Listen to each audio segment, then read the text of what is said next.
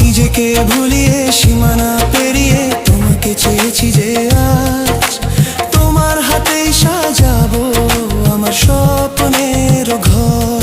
আমি তোমার প্রেমে পড়ে দুনিয়া ভুলে গেছি, তোমার ওই মায়াবী হাসি আমি দেখতে ভালোবাসি।